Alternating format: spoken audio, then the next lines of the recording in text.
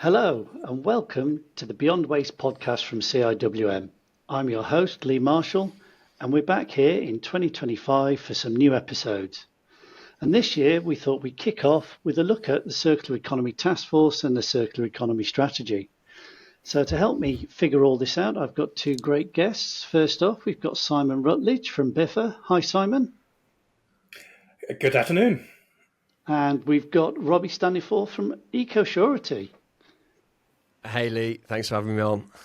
That's all right. And Robbie needs to remember he's a guest on this podcast, not a presenter. So we'll see how that goes and see if I can remain in charge. Unlikely, but we'll give it a go. I'm only good enough to co-host, you see, Lee. It's only you who gets the title of sole host. You're really one step ahead of me there. Oh, well, I'll take that. I'll take that. So like I said, we're going to have a look at the Circular Economy Taskforce and the Circular Economy Strategy. I'm sure most people are aware of that, but just before Christmas, Defra finally announced the composition of the task force and gave us an idea of what their terms of reference were and what they're going to look at. So we're going to try and unpick that, and obviously we're going to look at it from resources and waste sector. That's what we do. But before we get into that, actually, I think I just wanted to sort of just do a bit of a sense check. Obviously, the resources and waste strategy is still there at the moment. We all know, the trials and tribulations it's had, as it were. But before we get sort of stuck into a new circular economy strategy, perhaps starting with you, Simon, is there anything in the current resources and waste strategy that isn't already being implemented that we think, actually, let's make sure we don't lose sight of that, or that we want to carry over into any new strategy that comes out? Yeah, I guess the real glaring gap in the announcements at the end of last year were probably around DRS and the issues around the scheme interoperability in devolved nations. So obviously Wales pulled out of the sort of UK-wide scheme, citing concerns over glass and their desire to have some glass refill options and develop DRS in a slightly different way for Wales, and that's really quite concerning with some of our larger customers that work across the UK, and having a system that is interoperable within the four nations is really key. We travel. The border between Wales and England is really porous and is well travelled, and if you buy a drink on a train in London and get off your train in Cardiff, you want to know that that the scheme works for you. You don't want to have to have a different label or a different deposit or a different system completely. So that, I guess, is one thing we just need to keep a real close eye on going forward. And I think the other thing that's ticking along underneath, and one of the things that really probably underpins the Circular Economy Task Force is around data, and digital waste tracking sorry, the announcement on digital waste tracking is that it's going to go live in April, but we haven't seen a lot there. So realistically speaking, I don't think anyone in the industry is expecting to see digital waste tracking go live in April. And certainly if we were shown something now, we absolutely wouldn't have time in 2 months to implement anything between now and then. So digital waste tracking and how that is going to work, I think, really needs a little bit of focus. But we would expect 12 months implementation time to get everyone's IT systems and reporting systems aligned with that. So it's likely to be at least 12 to 18 months before we get to see anything along digital waste tracking. But I think we still need to look at that. There have been some really poor instances of waste crime. I saw some fly tipping in Lichfield earlier on this week that hit the news that was really appalling. And anything we can do to either provide data for circular economy task force and to work out where the resources are and where we need to focus, or to stop those waste criminals is absolutely key. So I guess from my perspective, probably those two are the slightly larger ticket items. Sure, and it's interesting, because obviously that in terms of the DRS, that's a train journey I do, and I'd never thought of it like that. So yes, makes a lot more sense now to me on a personal level. Robbie, what about from your point of view? Have you got anything in the current resources and waste strategy you think, yeah, we need to hold on to that? Well, I think at a macro level, Simon hits on exactly that thing, that these strategies are kind of nation specific. And when it comes to looking forward and projecting onto what is a circular economy strategy, you're looking at an economy that is, yeah, there are some differences between Wales, Scotland, England, Northern Ireland, but actually it is a borderless economy. And so having these, of course, waste will remain a devolved issue, and I'm not sort of anti-devolution or anything like that, but it's definitely one of those difficulties with transitioning from a waste and resources management plan to something that's actually much bigger and broader across the whole of the ultimately UK economy. And waste and resources is part of that, but so is just the way that the economy operates. And that's the operative word in the title that's new, isn't it? It's about the economy and not just about circular and the environment and things going around the loop. One specific thing that was touched upon, and it was really only trailed in the resources and waste strategy, there was never really much of a hard commitment, was looking and considering extended producer responsibility for more materials than just cars, batteries, electricals and packaging. Since then, the focus has pretty much solely been on packaging. There's been very little legislative change across any of the others, almost no focus whatsoever on cars and end-of-life vehicles, for example. But definitely batteries and waste electricals has suffered from this over-focus in a way on packaging because of, it's prescient in the headlines. But also beyond just those four, there was mention of textiles, nappies, tyres, fishing nets. That effectively went nowhere really in terms of coming up with a final strategy. And while I don't think EPR is the panacea to transition the UK to a circular economy, it's definitely something that I expect to be picked up by this task force, and something that that has ultimately been kicked into the long grass. That's the reality of it, and we need to go. We need to go seeking out what's in the long grass. Yeah, and that beautifully sets me up for plugging a couple of the CIWM reports that we released. So our review of the resources and waste strategy earlier in the year highlighted that, and one that came out before that we did on batteries. And we highlighted the fact that the work we'd done suggested the public were up for some sort of DRS on batteries. And then only just last week, our latest report on fiscal instruments, within that, one of the themes coming out of that was perhaps we need to start looking at those materials that cause the most damage, in inverted commas, and textiles, food waste, materials like that have long been mentioned in terms of let's make those a priority because they're where the environmental impacts all are.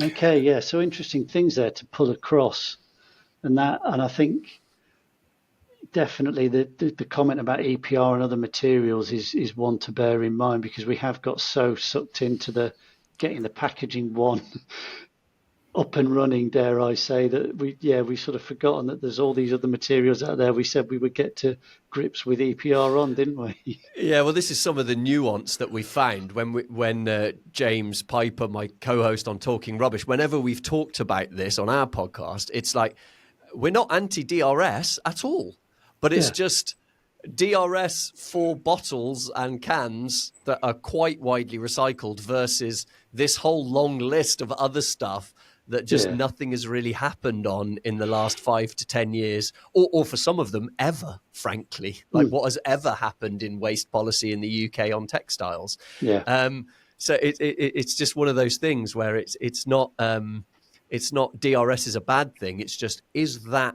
really the priority? And sometimes, these are tricky decisions that the government now, no longer a new government, are they? They've got their feet firmly under the desk. They're going to have to start wrestling with them. The clock's ticking, 4.5 years or so, and we'll have wanted to have seen progress.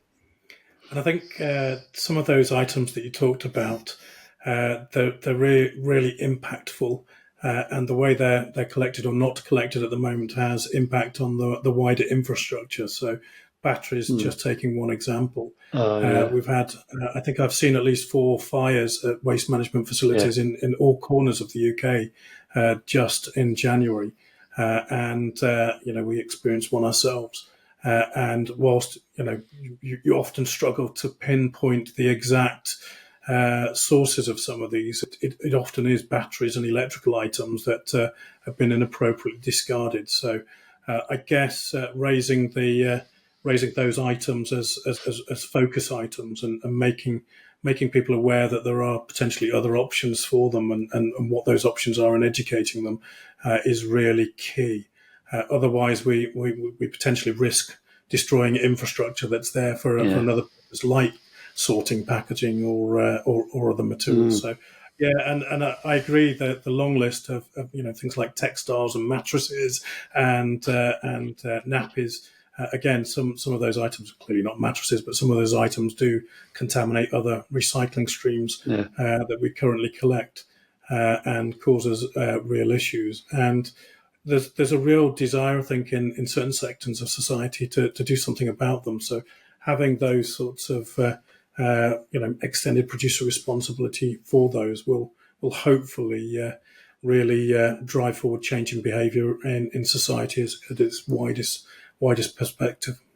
Yeah, no, the batteries have become a real menace, haven't they? And it's not just the facilities. We're seeing, regularly fires now in lorries that have had to, RCVs that have had to dump the load on the road because there's a potential fire in the back. I mean, we sort of already started to talk about this. I mean, I think everyone really welcomed it, and it's really good, and it's along the lines of something that CIWM actually recommended. So again, in our review of the resources and waste strategy, we said, slightly differently than how it's starting to turn out, but we said perhaps the environment plan should be replaced with the circular economy plan, and that the resources and waste strategy should be replaced with the resource resilience strategy. Now, it looks like the way it's been framed, the circular economy strategy that the Taskforce will help co-design is in effect a replacement for the resources and waste strategy, but it does sound as though it's going to be at a slightly different level than that. So, I mean, what do we think it means for the resources and waste sector? I mean, part of me thinks it's really good. We're moving forward. We're talking circular economy. We're going to get a circular economy strategy. That's brilliant.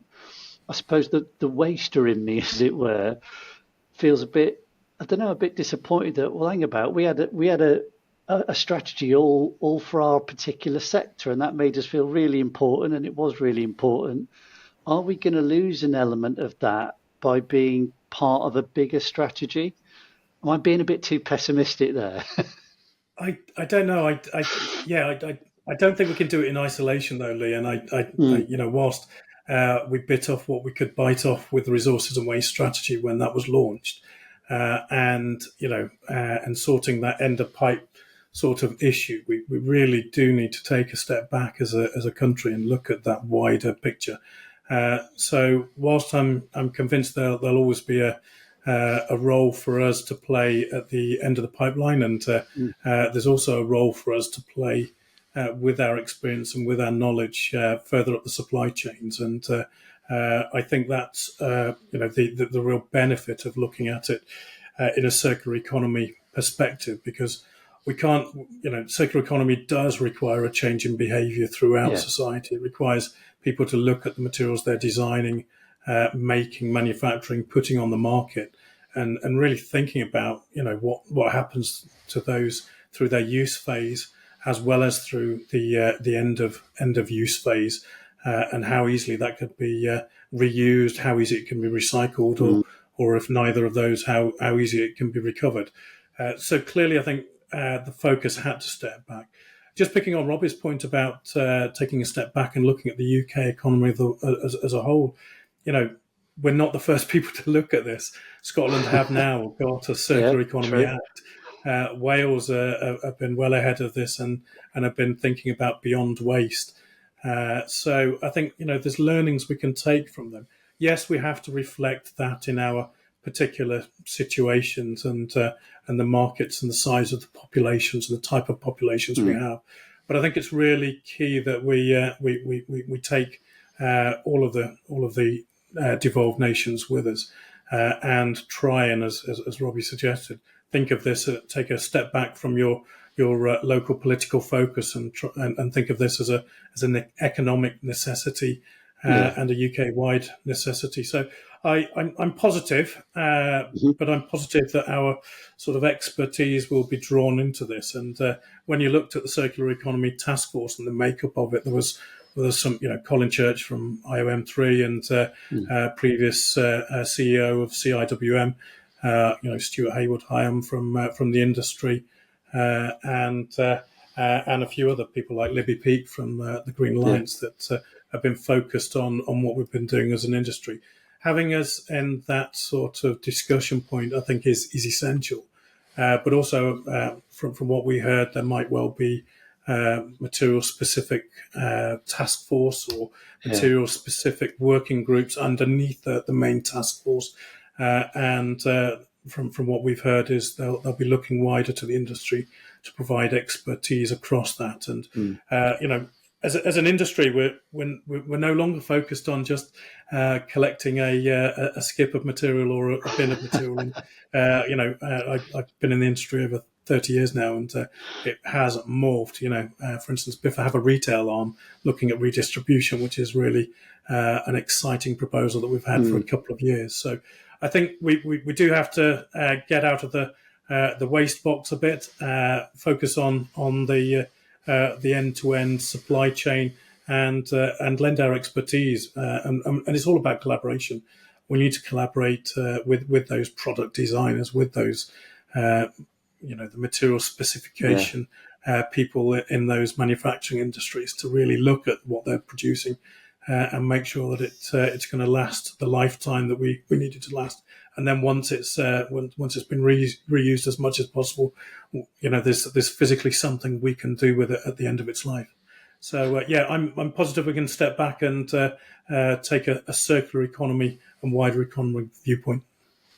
Cool. Yeah, I think when it comes to like, oh, sorry, Lee. Yeah, when it comes to the actual, is it retrogressive for the industry? I think it's just a natural evolution. And I take so much heart from how much the resources and waste strategy of 2018 pulled producers of packaging. Predominantly, it's a small cohort, fast-moving consumer goods, retailers in food and grocery mostly, but other sectors too, construction, paints, etc., who many industries use packaging to deliver their products and stuff. And it really pulled them into the situation, didn't it? And it meant that they cared. And suddenly, our customers who are, those types of companies, rather than saying this is the necessary evil and you've got to work with a company like Ecosurety, one of these compliance schemes, they're actually looking at what value can you deliver to me. And I think this evolution to circular economy and having an overall task force looking at it is a really positive step. And my hope, I suppose, is that it pulls in more industries than what were pulled in by the resources and waste strategy. Because frankly, there were plenty of sectors who were just thinking about, all I got to worry about is the packaging I put around my stuff. They don't actually have to worry about their product. And I think it's those sectors, automotive, big sectors, whether it's the importing of it or manufacturing of it in the UK, it's pulling those sectors in to sort of give a darn about the strategy rather than just mostly, to be frank, the fast-moving consumer goods and retailers who have been the only ones who've really cared throughout this the last government's period. We need to broaden that church, so to speak, so that many more other sectors are pulled in, and this is the opportunity. Yeah, no, I mean, I'm picking up on points from both of you there. I've been in the industry a similar length of time, Simon, and I would say I've been in the same sector for 30 years, but it looks nothing like the sector I joined. It's evolved, it's updated, it's moved. And again, touching then on your point, Robbie, when I first came into the sector, you knew where the sector started and ended. We dealt with rubbish, and as producer responsibilities come more to the fore, and as you say, especially after the 2018 strategy, the boundaries of where what I would consider our sector starts and finishes got a lot more blurred, because a lot more people, like I say, especially producers, started to get more interested in, more involved in what we do. And, and that's a good thing, I think, definitely. And, and again, name checking the current presidential CIWM report from Tim Walker, that's all about design. And I think you're right there. When we start talking about circular economy, I think we can really hope that design side of products and services will get, I'll say, dragged into the conversation, so that we can really start to go, actually, what you do there impacts what we do here. And actually, if we want this circular economy, a bit more chatting about how things are designed in terms of them for repair, reuse, recovery, etc., will really help us minimise what we're dealing with at end of pipe. Because if we can do that, we're getting more and more circular by the day, as it were. So yeah, some really interesting thoughts there. I mean, when they announced the Circular Economy Task Force, I suppose maybe starting with you, Robbie, because when you look at a lot of the work around the resources and waste strategy, producers, because of the packaging EPR specifically, were really heavily involved in that and ingrained in that. But I must admit, when I looked at the Circular Economy Task Force, it felt like producers were a bit of a gap, maybe, within it. Yeah. I don't know if that's what was felt on sort of in your community, as it were. Yeah, no, I think that's a fair point, and it was a bit of a gap in terms of exactly what skills and expertise did they need. And I think the reality is, within that community, there are some bright minds who are thinking about making a transition to more circular products and services. There are some forerunners, but it is not the heart of their industry. And lots of the expertise, which I think they have in the task force that they've assembled, is definitely present. And in a way, that's quite positive, because it will be a nudge towards something new, something different that may well unsettle certain sectors, which you're not going to get to disrupt yourself, so to speak. And I think that was possibly quite deliberate in the way that it got chosen. And we know that this government, they've mentioned it in some of the speeches when they came into power, the Dutch model is sort of what they like in terms of a circular economy strategy. So I know some of my team have been looking at what exactly does that mean when it comes to policy. And I mean, we haven't got time to go right down into the depths of that, but it will be interesting to see whether it actually manifests itself or not. The thing that I would pick up, though, is they've called this a task force, and having sat on the advisory committee on packaging, having sat on the interim steering group for Pack UK now, managing EPR for packaging, it's interesting to see what the remit of a task force is. And it was one of those academic things that I went and looked at and said, this is a mission-specific thing. This is not a rote committee that's going to be there forever and ever. Yeah. And I think their main mission, as I understand it, is the co-design of this circular economy strategy. I think the real power is in the implementation of the strategy that gets designed. Yeah. So this is just step one, frankly, and task force, their task is to get the strategy together. It's actually the task force that needs to follow afterwards on implementation that's going to be the key thing, because I think what we have learned from the last 5 years and the various political trip hazards, Scotland DRS, etc., is that actually lining everything up and getting things implemented is really where the power is, because the act of pulling together the art of the possible, I have good confidence in the group that they've assembled. It will then be, how quickly can they do it and publish that report, so that there is still time in power for this government actually to take action off the back of their plan. And I think that the word that's missing is action. and that's the thing that always, frankly, kind of remains to be seen when it will be co-designed, but ultimately it will be a government strategy, won't it? It won't be the industry strategy for itself. It's not pulled together by one of these trade associations that represents a certain element of industry. You know, those really are action plans, aren't they? Yeah, and and buried in the terms of reference, it's very clear that whilst this is co-design, as you say, at the end of the day, it's producing a government strategy, and the government reserved the right to not listen to what the task force are telling them. Now, I'm sure they will predominantly, but at the end of the day, politics will get involved, and they'll have to do that a little bit. And it's interesting what you say about into action as well. You know, most plans fail their first contact with the enemy, don't they? And a lot of the trick, whether it's business, whatever you do, sports, it's that strategy into delivery, into operation that can be the real tricky bit. But I mean, Robbie's mentioned it there, Simon, but actually there's quite a lot of academics in one way, shape or form, either what you might consider traditional academics or not quite as traditional academics on there. I mean, do you think that was a little bit of a surprise when it came out, or, you know, given what Robbie said, does it sort of make sense in terms of where the government's thinking maybe at? I think it was quite heavily stacked to the academic viewpoint, and that was a little bit of a surprise. But you know, with academia comes a real thirst for knowledge and investigation and data. So perhaps having someone independent of the of not just our industry but the wider economy to lead that sort of review and take a dispassionate, data-driven view is sensible. I mean, what was it? Phase 1, 3 months, originally deemed from October last year to January this year. I think we started a little bit late, so we might need to push back the January deadline.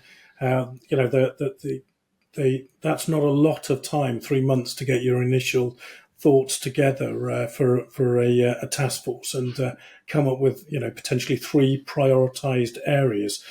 And you know, I think we do need to reflect that you know, even if it's going to deliver the initial strategy by the end of this year or mid you know, the third quarter of this year, it's a big ask. So I think whatever it is delivered, I think it has to allow for some flexibility to react to you know, some macroeconomical type issues. However, you know, giving us a clear and concise action plan that starts us down that route, continues us down that route, because we're not at the start of this journey. We've all been on the journey with different examples within the supply chain is really key. And I think having academics is great, and potentially the working groups that might sit underneath those academics might hopefully bring that real life practical experience, because we've got to deliver this for consumers. We've got to deliver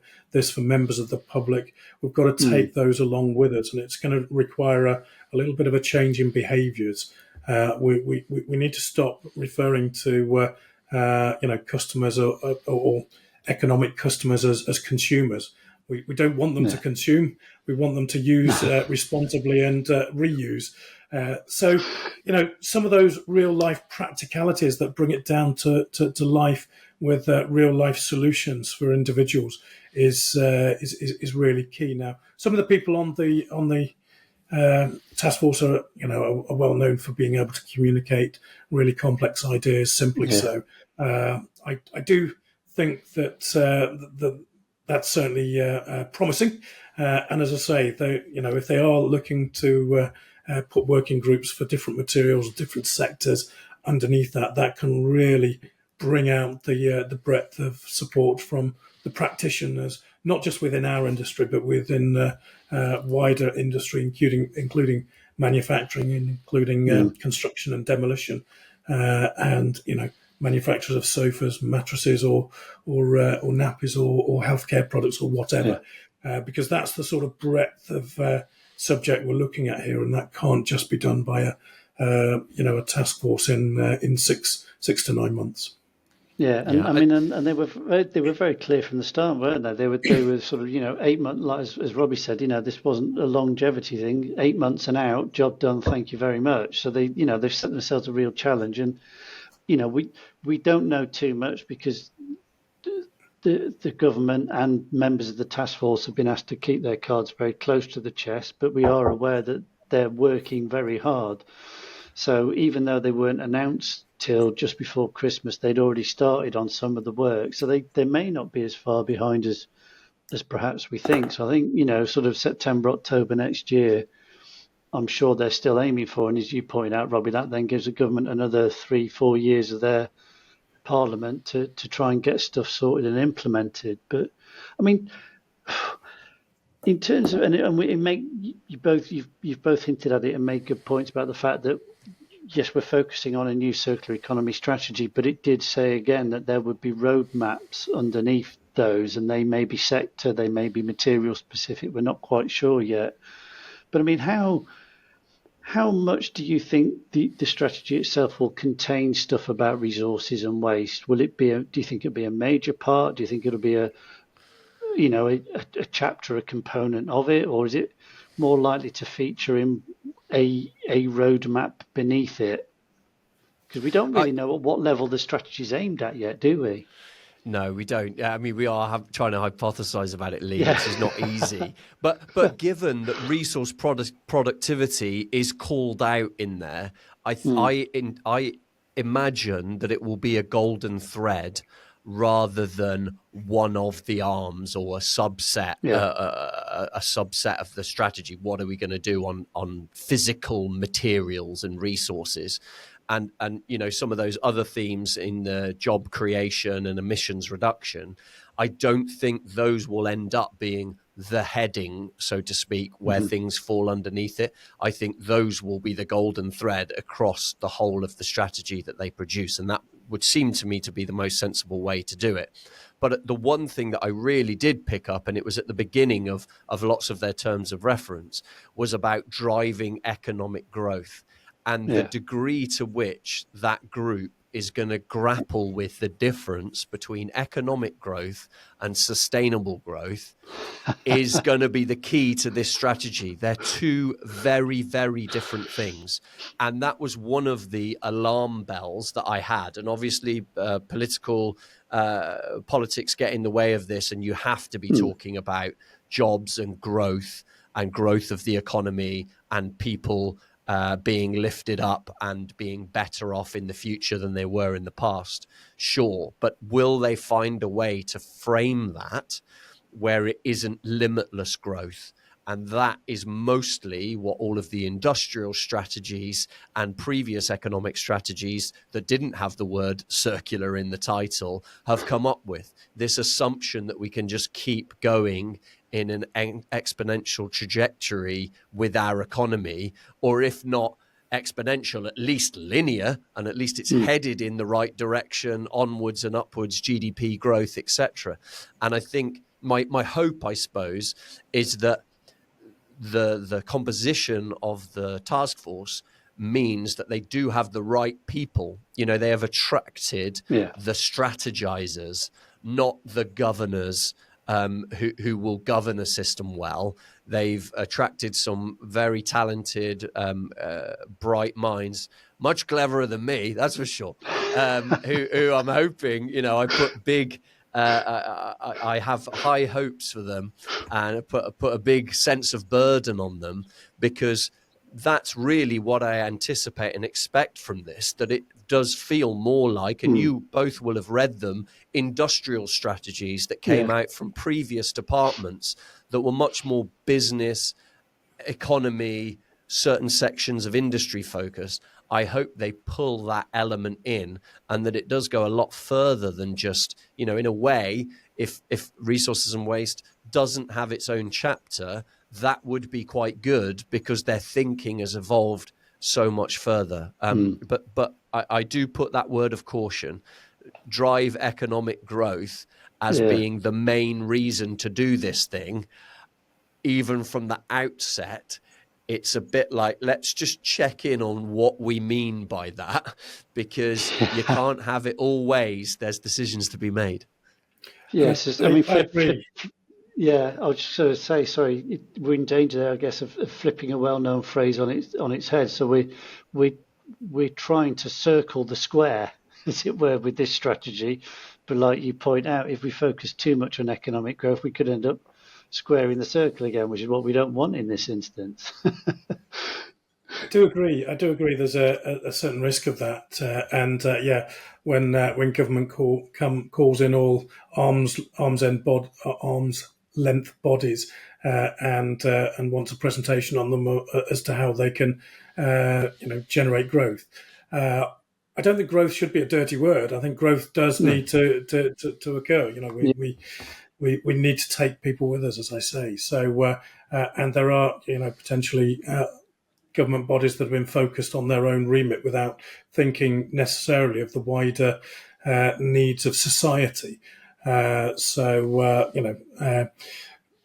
have been numerous planning examples where we've spent a lot of money talking about issues around particular developments rather than just getting on and doing it. And instead of spending all the money on legal challenges, spend that on the mitigations required to protect whatever we needed to protect. And I'm not going to go into specific examples or get overly political here, but I talked about rail lines earlier, and instead of a journey from London to Cardiff, perhaps one from London to Birmingham, which isn't one that's going to attract me in my words. But sometimes you have to get someone with a tricky job to take that step back and look at the bigger picture. But I think there is a need for growth, and I think there's a need for growth within all industries, and I think circular economy can do that. I think you look at Wales and Beyond Waste, and you look at Scotland and their Circular Economy Act and the route map. I think that the clear driver there is absolutely to look at how you can get green jobs and jobs within the circular economy that are delivering growth on a sustainable footing. But again, we shouldn't veer too much. We should be careful of language. We don't want to be accused of being complete tree huggers. I'm a sustainability professional myself, and I do have this discussion of real life. The needs of people in sort of disadvantaged areas of the economy, and the need for the transition to take along all sectors of society, and not just for the political elite or the educational elite. So I'm confident we will hopefully strike that balance. But yes, I do fear sometimes that one or two words can be taken out of context and drive forward the agenda probably too much in one direction. So I'd probably share Robbie's thoughts and areas of caution there.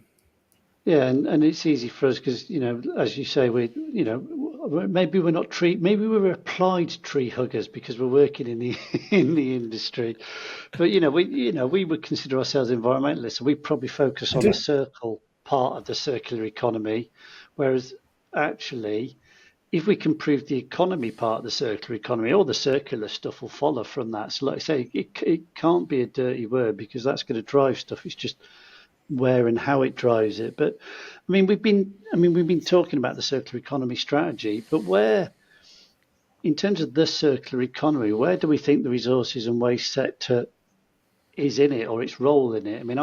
Potentially, if I wanted to be bold, I'd say we're right at the heart of it, because on a very basic level, we take stuff people say they don't want, and we get it to people who say they do want it. Now, again, going back to the start of my career, we took everything in one bin and we dumped it in one hole. And we're a lot more intelligent than that, and we're only going to get more intelligent. So we're almost in resource logistics. So if I wanted to be bold, I'd say, well, actually, we're at the heart of the circular economy, and if we don't do what we do, then the rest of it falls down. But like I said, that's maybe being a bit grand. But where do we sit within the circular economy? Do you think, our part of it, or our place in it? Yeah, I think it's a really fair point, Lee, and it comes back to what Simon and yourself were saying about, where does our sector end now and another one begin?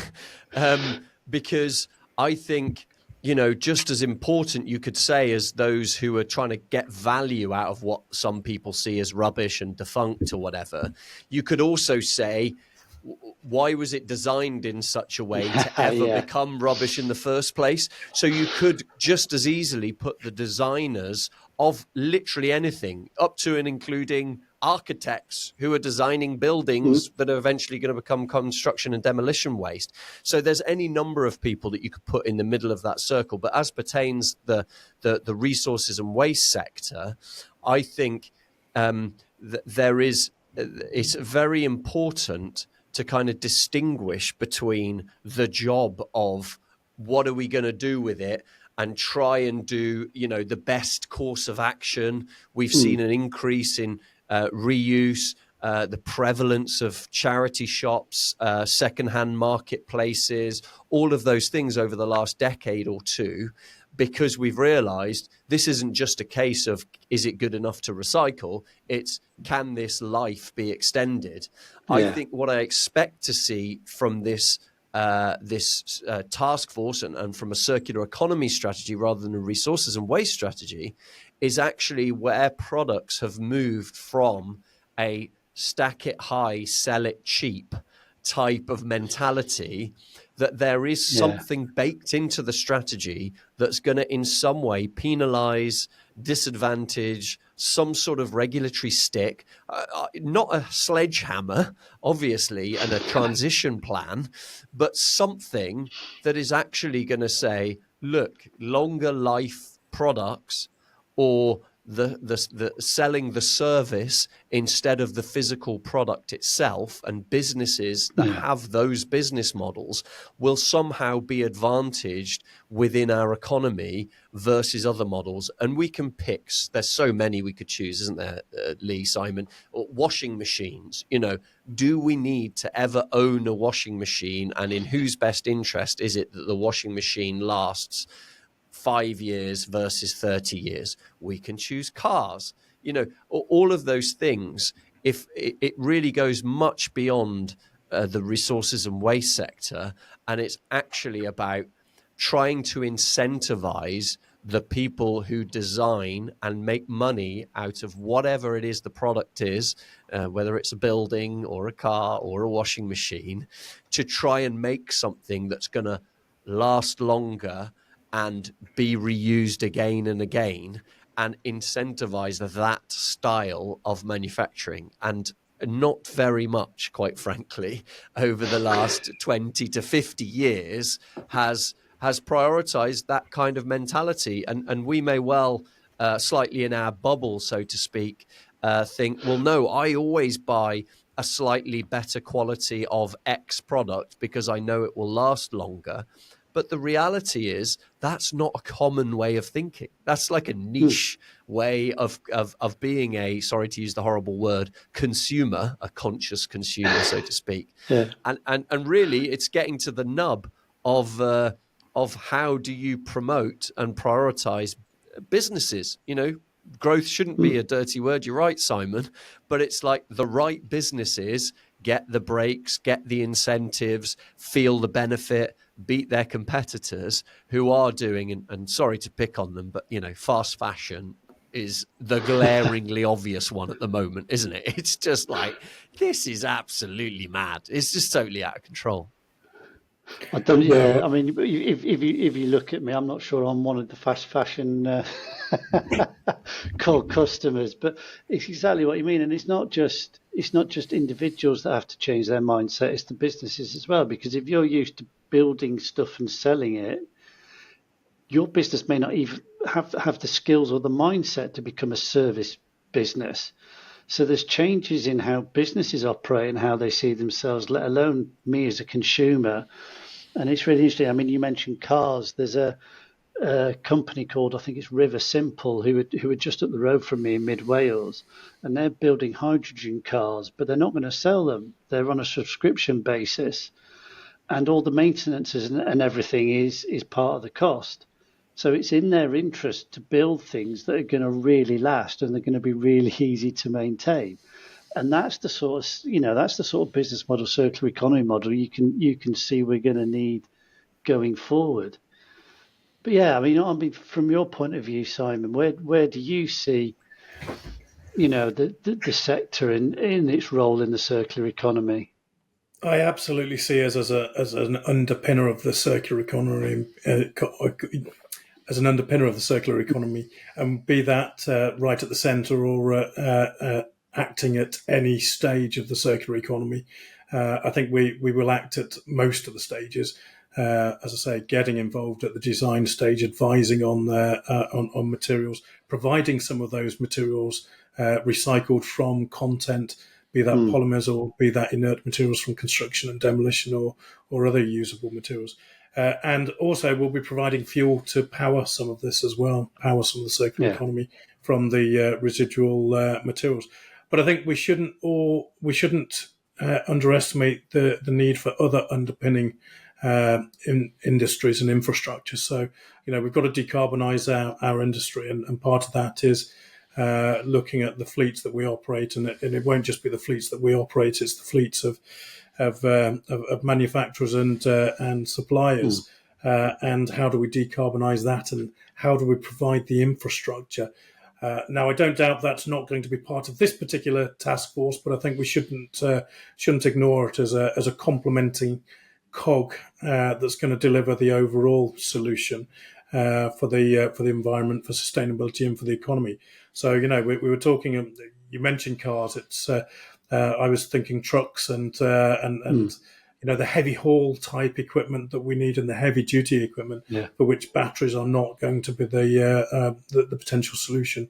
And Lee, you mentioned a hydrogen solution, and hydrogen is coming through absolutely. But having a hydrogen truck, but only 3 filling stations in the UK where you can fill it up at, is going to mean that we struggle. So having the supporting and underpinning infrastructure, and whilst I guess that it'll have to absolutely be potentially a DESNES or a Department of Transport type solution. I think we absolutely need to highlight those within the circular economy task force. In that, otherwise we're going to be potentially looking at circular solutions which are still carbon intensive, and in order to get to that net zero position.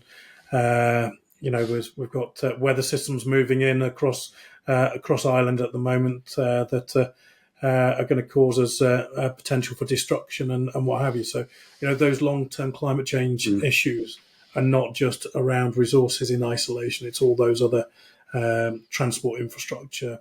So, having a view as to how we develop those sorts of infrastructure for hydrogen delivery, both for cars and potentially for trucks and trains and heavier bits of equipment is really quite key in order that we can deliver those and move those materials around. Now, I fully accept that using and reusing and making those materials last longer is an absolute sort of underpinning requirement of the task force, and working with the manufacturers and people up front. But having whatever we put in place, whatever the task force comes up with, we do need properly resourced educational type materials, so that we are bringing society along with us. We are educating the next generation of enlightened consumers or post-consumer consumers to really what they need to do and accept. And we've got to make it attractive for them. We've got to make it work for them. Fast fashion, I agree, is one of those initial viewpoints. My wife frequently goes through my wardrobe and looks at them, and I take them out and puts them in the bag for the charity shop, and I take them back out and put them back in the wardrobe. So there's a few more years worth of wear out of lots of my clothes, I can tell you. But again, just thinking about a just transition, we're in lucky positions in that we're enlightened, and we have employment and roles and incomes. We have to make sure that the just transition is just for all members of society who might be struggling at that level at which not necessarily fast fashion, but inexpensive clothing is the only option. So again, as Robbie said, making it embedding the full life cycle carbon costs within the products that are sold, just to reflect that, or some form of EPR, or some form of carbon accounting or environmental accounting is really key to make that so we end up with a level playing field, and everyone taking responsibility for the materials they're putting on the market. Yeah, and I think what's really encouraging is that, again, when you look at the terms of reference and what have you, yes, Defra is leading on this, but they're talking about cross-departmental involvement, which is probably more than we had. I'm sure it happened for the resources and waste strategy, but not as overtly. It's just obviously looking like it's going to happen here. And again, this is one of the things CIWM called for. We said there needs to be some sort of cross-departmental. We called that a task force, in terms of getting all this joined up, because you're going to need input from DESNES, Department for Trade and stuff like that. And yeah, maybe we're not consumers in the future, we're custodians, because the resources that we have embedded in whatever products we're using are there temporarily before we pass them on. But just, to start to round off, it mentions in the sort of terms of reference and stuff about resource efficiency and resource productivity. I'm just wondering, is there a slight danger in there for us as a sector in terms of that would traditionally, you'd start thinking about more the manufacturing side, and again, will we as a sector perhaps get lost a little bit if the focus is more on that end? And don't get me wrong, it needs to be on that end as well. Whereas again, a phrase we've used before now in CIWM is about resource resilience. So that's not just about the resource efficiency side of it, sort of the front end, but it's the back end as well. It's those end markets. Can we start recycling, recovering, reproducing stuff more in this country? So again, maybe I'm being a bit pessimistic, but is there a slight danger in there if we focus too much on resource productivity, we lose some of the other aspects that resource resilience is trying to get across? Yeah, I think you're right, Lee. But if the focus, there is a risk. But if the focus is on business models ultimately that allow the sector to focus more specifically on where we can be resource efficient as a consequence of the material mix and the product mix that needs to be dealt with by the likes of Biffa, Simon, it's a lot that is going through the system, isn't it? Let's be honest. And it's more per head than many other countries in the world, that are developing. And so we can see that there is that potential to be more resource efficient, or at least just simply use fewer resources and put fewer things through our waste management chains. And I suppose I would say the counter to that, Lee, is that I'm just excited by what could they come up with. There are seeds of hope with how the mix of consumption happens now. You've got Netflix and Spotify that mean Simon isn't having to deal with DVDs and VHSs and CDs. And LPs are maybe making a comeback and cassettes are a bit niche. But that is a material that has gone as a consequence of the transition. Now, it isn't perfect. There's servers running, and those need to be green servers because there's energy consumption. So it's not perfect. But when it comes to material efficiencies, not manufacturing all of those products, that will eventually come to end of life when they go out of fashion. It's a great example. And we see other things too, mud jeans, that will repair your jeans over the course of its life. And so we're seeing things like that coming forward that actually hopefully will change the mix of what Simon deals with, and the others. We could just keep going with the list, couldn't we? Vinted and Depop, those fashion resell apps. Some would argue that, this isn't good because people can just consume and say, but I just realized the cash out of the asset at maybe half the price 6 months later. And in a way, it's a crutch that allows them to continue leaning on fast fashion. I would sort of disagree with that contention that you hear occasionally. And that the reality is, the starting point is that people are just thinking, I'm just going to stick this in my wheelie bin. The shirts, it's not, that is the Yeah. starting point, isn't it? Yeah. I'm just going to put it in my general waste bin at home. And if it's really of good quality, then I might think about doing something else with it. Now we're actually thinking about, I only need this item of clothing for one ball or one event. I'm going to have it. It's going to be mine for that 3-week period, and then it's good enough to go on and be someone else. And I think someone else's, and things like Vinted and Depop really do help, and of course eBay formerly help with that too. So I think it's good that those things get prioritized, so that the things that we can concentrate on, we being the resources and waste sector, actually just narrows, and we can do a really good job in a smaller set of materials and products that we need to find a use for and circulate back into the economy. No, I really like that outlook. Yeah. I'd agree, and you brought back memories of one of my early trips to a MRF or an MBT plant, which literally had ribbons and ribbons of VHS tape and audio tape dangling down from conveyors, and was a massive problem, which we don't have anymore. So we've moved away from that physical to the virtual. So there are real positives around that. But I would say that the resources and waste sector has a real role to play in working with those manufacturers and working alongside those manufacturers to look at the specifications of the materials they need, and to make sure that the materials we're recovering can meet those specifications, in order to make sure that when those buildings that have been standing for 10, 15, 20, hopefully 30 or 40 years are taken down, we're utilising the resource there and extracting all of the usable material to go back in. So there is a role to play for standards, and there is a role to play for regulation to make sure some of this happens. And I talked about education earlier. I think education and enforcement go hand in hand. We have to root out the illegal operator and the illegal actors within the industry in order to ensure that the right materials are ending up in the right place.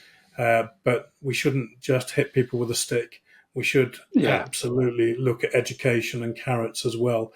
But if we're working with smaller amounts of materials but extracting more value from them, because we're doing more with them, and we're collecting them at different parts of the circular economy and making sure they get to the right place in the circular economy.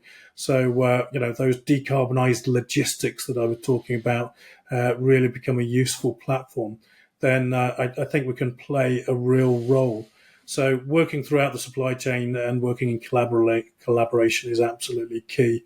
I'm pleased that we as a business have been doing that for a long while. I mean, milk bottles, we've been turning milk bottles back into milk bottles for 12, 15 years, and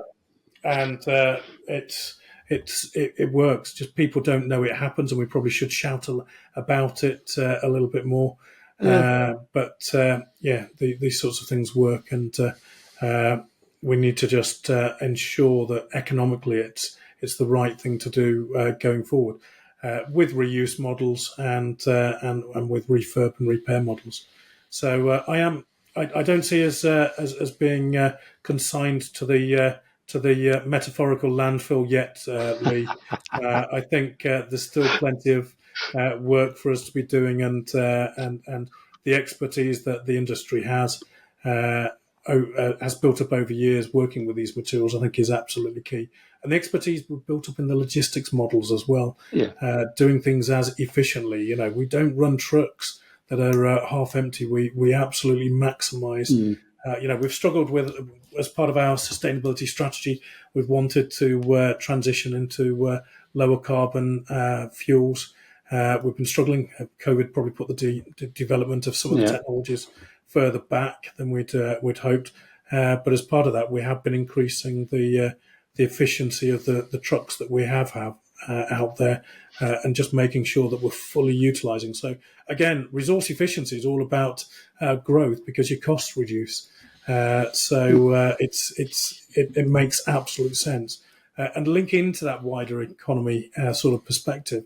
We're going to be able to sell the message really, really easily if we can show that we can save people money. We can in the long term, and sometimes you have to take a medium to long term view to work that out. But we absolutely sell that message and enjoy the sustainability benefits as the underpinning add-on to that.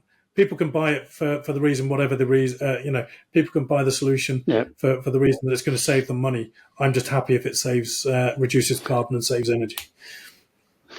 Brilliant.